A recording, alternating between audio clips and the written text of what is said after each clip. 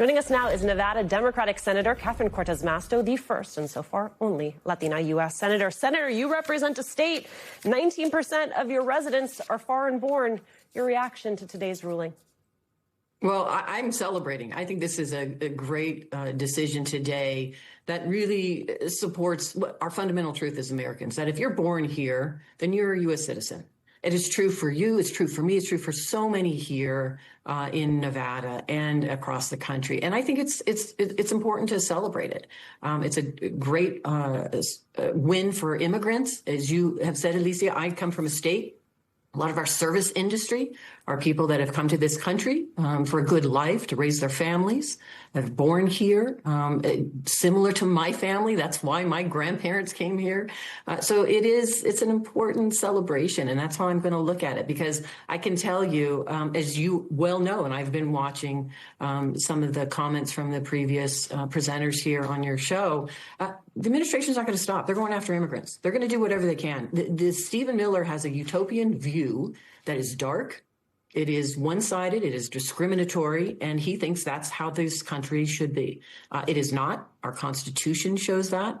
The 14th Amendment and so many other laws that we have fought for as a country. And we need to stand strong. And it is important that Congress stand strong as well and be a part of it.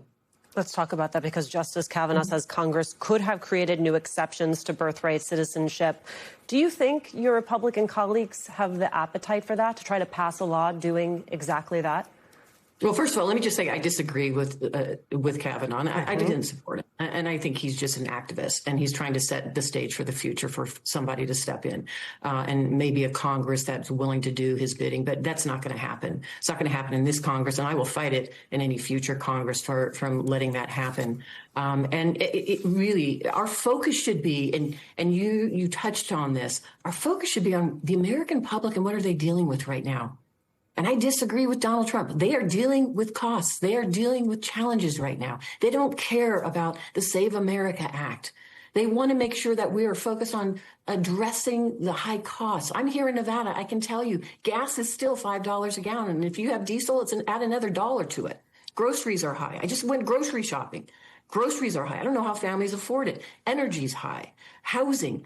We have a great opportunity in this country to address housing costs, put the more supply out there, affordable housing. And what does the president do when we send him a bipartisan, bicameral housing bill? He refuses to sign it because he doesn't care. The American public are suffering right now under his bad policies. And his focus right now is himself, getting reelected for all the Republicans, and moving in a direction in this country that is harmful for so many of us. And I think Congress has to stand up. My Republican colleagues, everybody needs to stand up and push back against what we're seeing. If you can only go into your state and talk to people. People are suffering right now. And it is the policies of this administration. And it is time we find solutions, common sense solutions, working together and get it done. That's the housing bill we passed. We sent it again to the president, and he refuses to sign it. So it tells you what he cares about. Senator, in the past, when asked about this, you have been against the idea of expanding the court from its current 9 justices, saying it would politicize the court. In light of these rulings, do you still feel that way? Absolutely. I agree with Ruth Bader Ginsburg. The more you're going to add, the more there's going to be policies and politics played around it, because there'll be a fight over who gets to appoint them and how you appoint them. So you're still going to have the politics. So I think what we need really is a reaffirmation of focus on our core ideals and values of this country. And, we're going into the 250th. Who are we? Celebrate who we are as a country. We still have to fight for our Constitution, fight for our freedoms, fight for those values and what we want as a country. But every American has a role to play, and their voices should be heard. What Donald Trump is trying to do is eliminate those voices so that only his voice, or those people that support him, or the areas that he supports and focuses on, those are the voices that are going to be heard, and the policies that he believes in. You can see it every day. Look at this administration. They come out in favor of a Supreme Court decision that they like, and they come out against one that they dislike.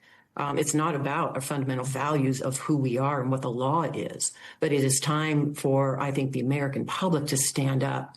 And I think this midterm, Alicia, is going to show that. And that's why Donald Trump is so afraid of this midterm and why he's trying to narrow the election process and take away individuals' rights to vote in this country, because he's concerned voters are going to come out and turn out, and they're going to really vote him and his policies out. And he's very concerned about that.